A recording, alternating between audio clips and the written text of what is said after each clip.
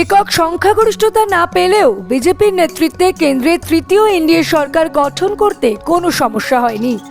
মিলিজুলি সরকার গঠনের পর পূর্ণাঙ্গ বাজেট ঘোষণা করল কেন্দ্রীয় সরকার। এবার বাজেটে একাধিক বিষয়ে চমক দিয়েছেন কেন্দ্রীয় অর্থমন্ত্রী নির্মলা সীতারামন। একই সঙ্গে দেশের উন্নয়নে বিভিন্ন খাতে বরাদ্দ করা হয়েছে। এক ঝলকে দেখে নিন কোন খাতে কত বরাদ্দ করা হয়েছে। শিক্ষা ও প্রশিক্ষণে 1.48 লক্ষ কোটি বরাদ্দ, কৃষি খাতে বরাদ্দ 1.52 লক্ষ কোটি টাকা, গ্রামীণ পরিকাঠামোয় 2.66 লক্ষ কোটি, 4 কোটি নতুন কর্মসংস্থান লক্ষ্য, 1 কোটি কৃষককে জৈব কৃষির আওতায়, আরও 5 বছর ফ্রিতে রেশন, মহিলাদের উন্নয়নে 3 লাখ কোটি, মহিলা ও যুব সমাজের উন্নয়নে বাড়তি গুরুত্ব, শিক্ষায় ঋণ 10 লাখ পর্যন্ত ঋণ উচ্চশিক্ষায়, ছোট সংস্থাগুলিতে কর্মীদের ইউপিএফে ভর্তুকি, কলকাতা অমৃতসর শিল্প করিডোর গড়ে তোলা হবে, দেশের পূর্বে নজর, বিহার, ওড়িশা, অন্ধ্রপ্রদেশ, পশ্চিমবঙ্গের উন্নয়নে জোর, 15,000 কোটি টাকার ফান্ড গ্রামোন্নয়নের বরাদ্দ, নতুন কর কাঠামোয় বার্ষিক 3 থেকে 7 লাখ পর্যন্ত আয় 5% কর,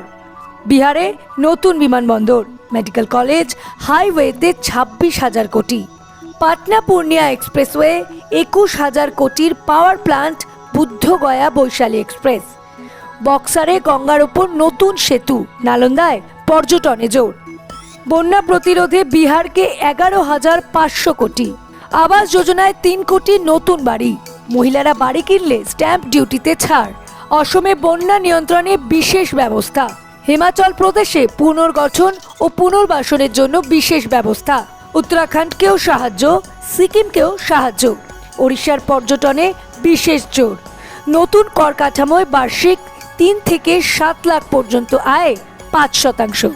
দেখে নিন নতুন বাজেটে কোন কোন জিনিসের দাম কমলো।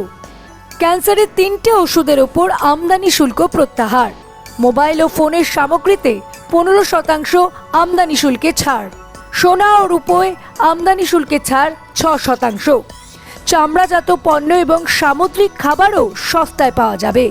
এছাড়া সস্তা হতে পারে সোলার প্যানেল, বিদ্যুতের তার, সস্তা হবে লিথিয়াম ব্যাটারি, এক্সরে মেশিন। মোট 25টি গুরুত্বপূর্ণ ধাতুর উপর থেকে কর পুরোপুরি তুলে নেওয়া হয়েছে। ই কমার্সে কমানো হলো টিডিএস। এবার দেখে নিন কোন কোন জিনিসের দাম বাড়লো। টেলিযোগাযোগের সরঞ্জামের ওপর এতদিন 10% কর নেওয়া হতো, এবার থেকে 15% কর নেওয়া হবে বলে জানান অর্থমন্ত্রী। প্লাস্টিকের বিভিন্ন জিনিসপত্রের দাম বৃদ্ধি পেতে চলেছে, প্লাস্টিকজাত জিনিসের শুল্ক বাড়িয়ে দেওয়া হয়েছে। এছাড়া অ্যালুমিনিয়াম নাইট্রেটের ওপর 7.5 থেকে 10% কর বৃদ্ধি করেছে কেন্দ্র। 10 লক্ষ টাকার উপরে পণ্যে 1% টিসিএস বসানোর প্রস্তাব দেওয়া হয়েছে। প্রসঙ্গত এই বাজেটে রেকর্ড গড়ে টানা 7বার বাজেট পেশ করলেন অর্থমন্ত্রী নির্মলা সীতারামন। স্বাধীন ভারতে প্রথম অর্থমন্ত্রী হিসেবে লাগাতার 7মবারের জন্য বাজেট পেশ করেন নির্মলা।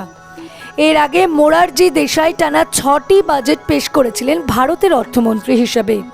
এই বাজেটকে জনমুখী বাজেট বলে আখ্যা দিয়েছেন নির্মলা সীতারামন থেকে বিজেপি নেতা মন্ত্রীরা, যদিও বিরোধীরা তা মানতে নারাজ।